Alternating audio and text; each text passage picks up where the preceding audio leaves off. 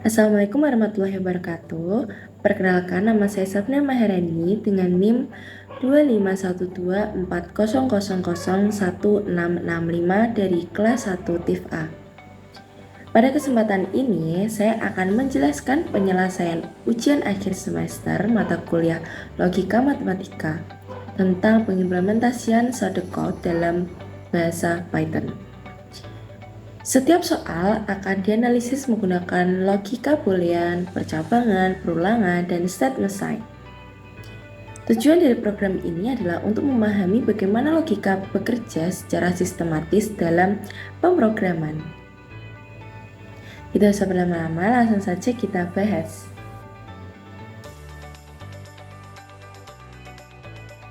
Soal pertama kita ada logika seleksi dasar atau nested if.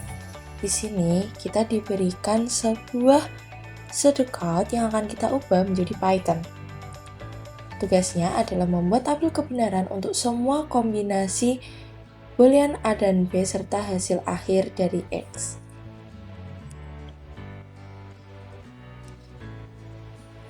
Di sini sudah kita ubah menjadi Python. Langkah pertama itu program akan mengecek kondisi A dan B. Jika A dan B bernilai true, maka X akan bertambah 5. Jika A bernilai true tetapi B bernilai false, maka X dia akan dikurangi 2. Namun, jika kedua kondisi ini itu tidak terpenuhi, maka X akan dirubah menjadi 0. Setelah proses pertama selesai, program tidak langsung berhenti. Masih ada satu pengecekan lagi, yaitu jika not A atau B bernilai true, maka X akan dikalikan 2. Dan ini dia menghasilkan output seperti ini. Di sini saya juga membuat tabel kebenaran untuk semua kombinasi A dan B sehingga kita tahu bagaimana nilai akhir variabel X berubah. Di sini ada nomor 1, A-nya bernilai true, B-nya bernilai true. Pada proses pertama, dia memenuhi syarat yang pertama ini, yaitu X ditambah 5, otomatis menjadi 15. Setelah itu dia dicek ke kondisi kedua lagi, yaitu not A-nya bernilai false dan B-nya bernilai true, menghasilkan true. Jika seperti ini, dia memenuhi syarat yang bawah sendiri, dikalikan 2, jadi 15 dikali 2 yaitu 30. Begitupun bawahnya berlaku sama. Kemudian yang ini, yang A bernilai false dan B bernilai true, kedua kondisi awal yang di sini itu dia tidak terpenuhi, sehingga X langsung diubah menjadi 0. Dan pada kondisi kedua, not A-nya bernilai true, B-nya bernilai true, menghasilkan true. Di sini dikali dengan 2. Karena di sini 0, jika 0 dikalikan 2, maka tetap menghasilkan 0. Begitupun bawahnya. Dari tabel ini, kita dapat melihat hasil akhir X itu berbeda sesuai kondisi input. Dan ini membantu kita memahami bagaimana nested if mempengaruhi nilai variabelnya. Selanjutnya kita masuk ke soal kedua, yaitu logika loop dan modulo. Nah, di sini kita itu membahas tentang perulangan dan operator modulo. Di sini kita seperti tadi diberikan sebuah shortcode yang disuruh mengubah menjadi Python, dan terdapat tugas yaitu melakukan tracking langkah demi langkah untuk input N1, N2, N3, N4 dan menentukan nilai akhir resultnya. Kita masuk ke kode Python-nya terlebih dahulu. Nah, kodenya seperti ini. Dan kita dari kode ini itu akan memberikan output seperti ini. Kita langsung masuk saja ke penjelasannya.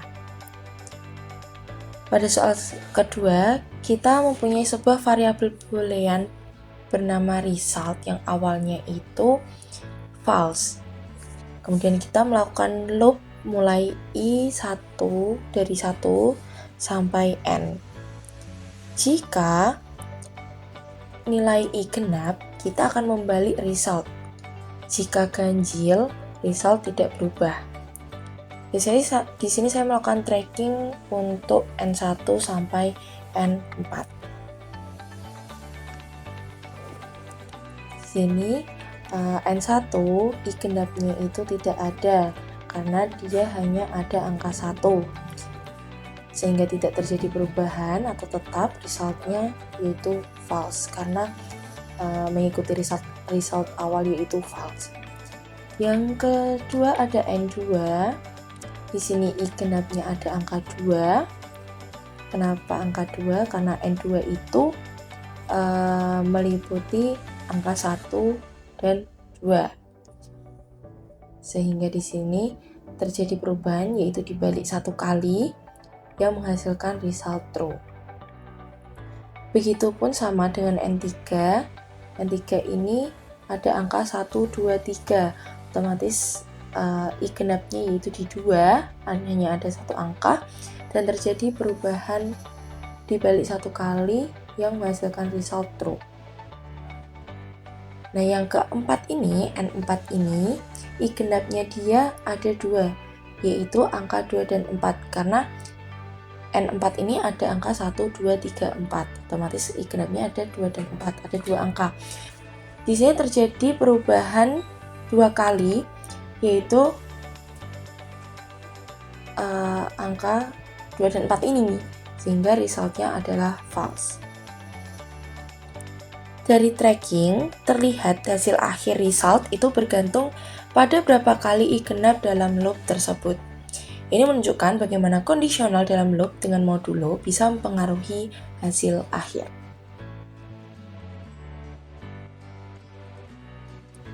Kemudian kita masuk ke soal nomor 3 yang membahas tentang operator logika XOR dan mekanisme swap sederhana.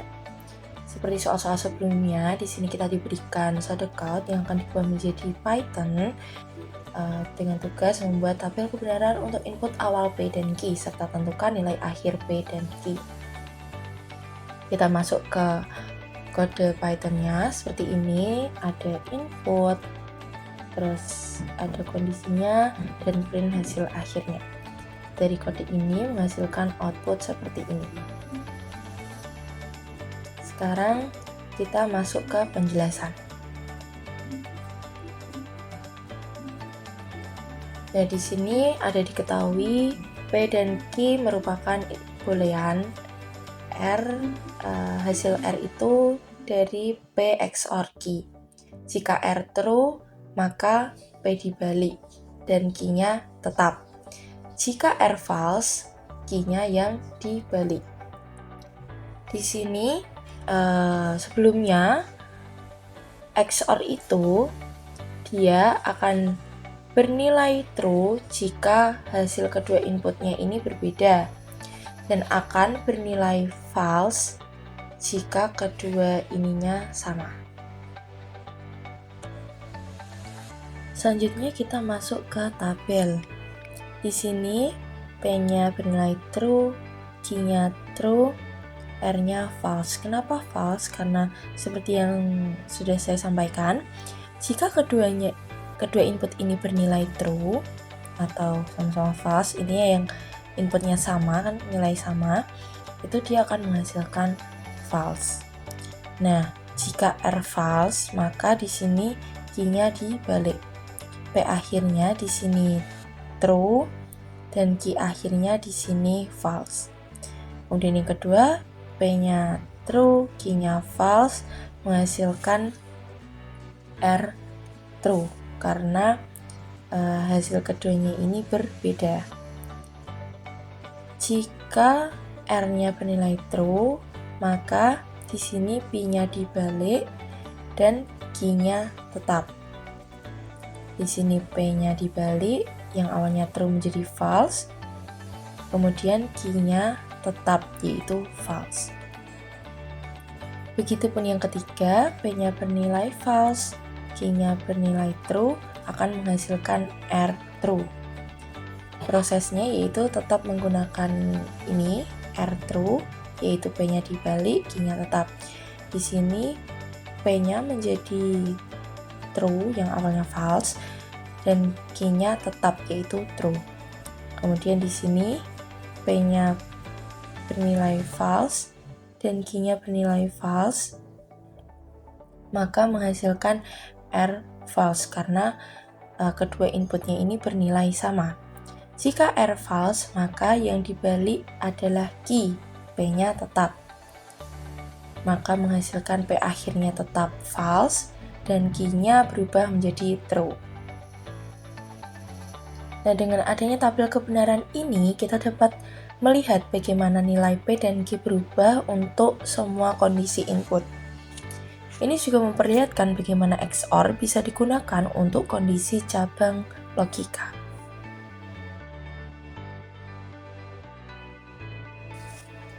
Sekarang kita masuk ke soal nomor 4, yaitu short circuit logic. Pada soal ini, kita mengobservasi logika short circuit untuk kondisi if. Short circuit berarti program berhenti mengecek kondisi jika satu kondisi sudah terpenuhi. Di sini sama seperti sebelumnya, kita diberikan shadow code yang diubah menjadi Python, kemudian kita disuruh menentukan output untuk pasangan X, Y dengan X, Y sekian, dan menjelaskan logika evaluasinya. Sekarang kita masuk ke kode Python-nya seperti ini. Di sini saya memasukkan data terlebih dahulu untuk memudahkan, yang dimana dia adalah X, Y. Terus di sini juga dari pasangan data ini awal mulanya itu dia berstatus non. Namun terdapat kondisi di mana jika X lebih dari 0 dan Y dibagi X lebih dari 2 itu dia memiliki status alpha. Terus jika X sama dengan 0 atau Y kurang dari 0, dia memiliki status beta. Dan jika tidak keduanya, maka dia memiliki status gamma. Dari kode Python ini kita menghasilkan output seperti ini. Selanjutnya kita masuk ke pembahasan. Nah, dari pasangan-pasangan ini kita evaluasi satu persatu. Dari 2,5 itu kita lihat apakah X lebih dari 0, ternyata ya, karena X-nya bernilai 2, maka X ini benar. Terus kita masuk ke else if, elif-nya. Apakah X sama dengan 0? Itu tidak. Apakah Y kurang dari 0? Itu tidak, maka dia statusnya alpha. Jadi kondisi yang terpenuhi dari 2,5 adalah ini, X lebih dari 0 dan Y dibagi X itu lebih dari 2, maka hasil outputnya adalah alpha. Kemudian kita lanjut ke kedua, 0,10. Kondisi yang terpenuhi adalah X sama dengan 0, karena X lebih dari 0 itu sudah tidak mungkin.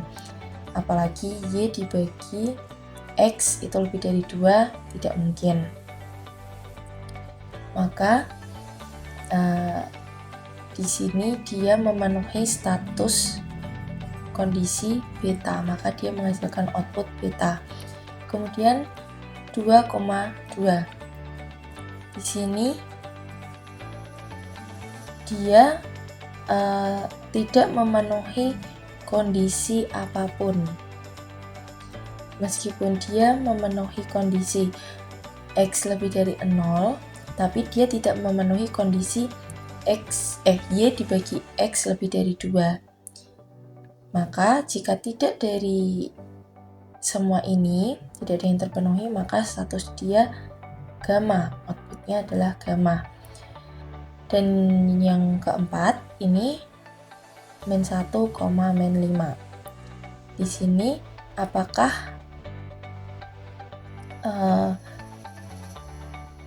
min 1 itu lebih dari 0? Jawabannya tidak. Dan apakah X sama dengan 0? Itu tidak. Yang benar adalah Y kurang dari 0, dia bernilai true. Sehingga status yang didapatkan adalah beta. Kondisi yang terpenuhi adalah X sama dengan 0 atau Y kurang dari 0. Dan yang terpenuhi adalah nilai Y-nya. Sehingga dia beta. Kenapa dari soal ini yang tadi 2,2 itu dia tidak ikut ke alpha? Karena alpha ini menggunakan kata hubung dan, maka kedua kondisi ini tuh harus terpenuhi. Sedangkan yang min 1, min 5 itu dia mengikuti kondisi ini yang dimana kata hubungnya atau, jadi salah satu terpenuhi itu dia sudah masuk ke statusnya ini gitu. Hal ini itu menunjukkan evaluasi logika berhenti saat kondisi pertama terpenuhi. Itulah dia yang dinamakan short circuit.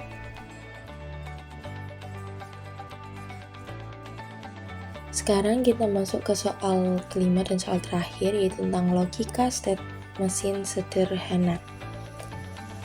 State mesin sendiri adalah sistem yang berpindah kondisi berdasarkan input secara berurutan. Nah, di sini kita diberi sode code yang di Python sebagai tadi, dengan tugas tentukan state akhir jika input sinyal adalah yang A true false true, yang B true true false, dan yang C false false true. Sekarang kita masuk ke Python, kode Pythonnya. Nah, kode Pythonnya seperti ini. Pada soal kelima itu kita punya state mesin sederhana dengan 3 kondisi state. Kemudian kita evaluasi bit demi bit dalam array sinyal. Untuk yang belum tahu bit itu apa, bit itu adalah singkatan dari binary digit atau digit biner yang merupakan unit informasi terkecil dalam komputasi. Bit ini hanya bisa bernilai 0 atau 1. Setiap kondisi bit dan state itu akan mengubah state sesuai aturan seperti ini. Nah, dengan input A true false true, dia akan berpindah sesuai dengan aturan seperti ini yang akan menghasilkan output seperti di sampingnya ini.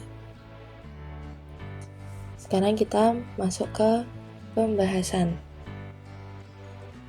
Nah, di sini kita tadi ada disuruh menginput sinyal array boolean, misalnya ada T, F, T di sini. Nah, ada 3, ini saya mengambil satu contoh dulu.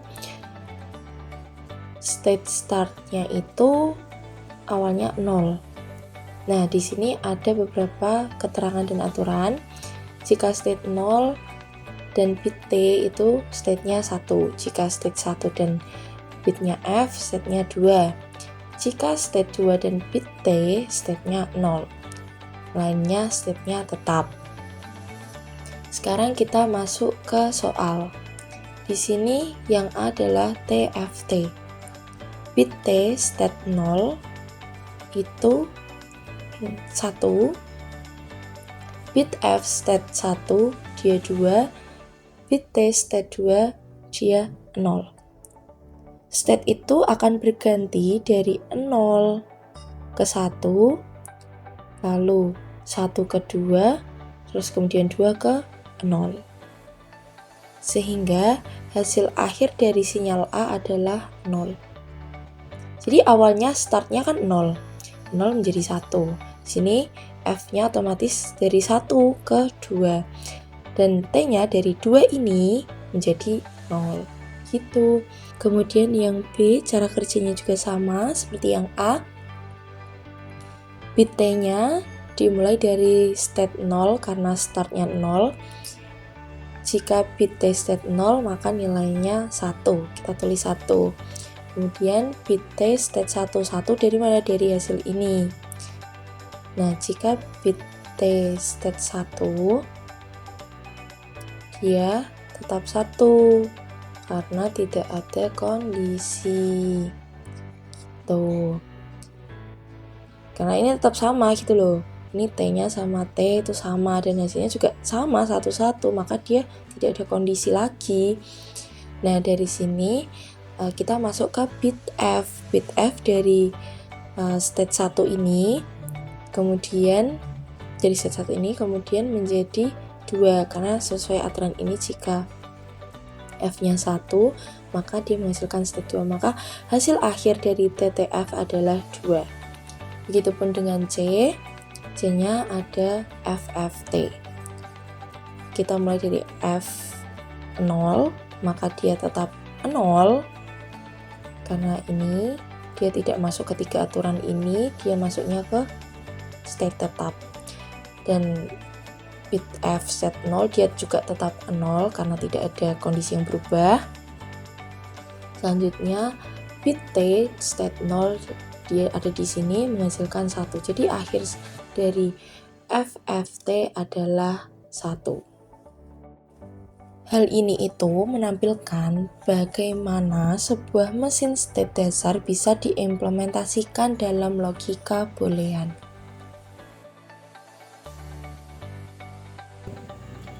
Nah, dari seluruh soal yang telah dibahas, dapat disimpulkan bahwa logika matematika itu merupakan dasar penting dalam memahami cara kerja algoritma.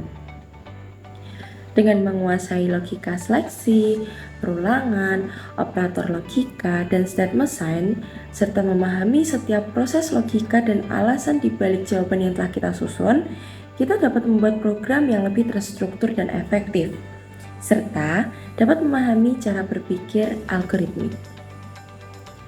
Demikian penjelasan UAS logika matematika yang dapat saya sampaikan. Kurang lebihnya saya mohon maaf. Terima kasih. Wassalamualaikum warahmatullahi wabarakatuh.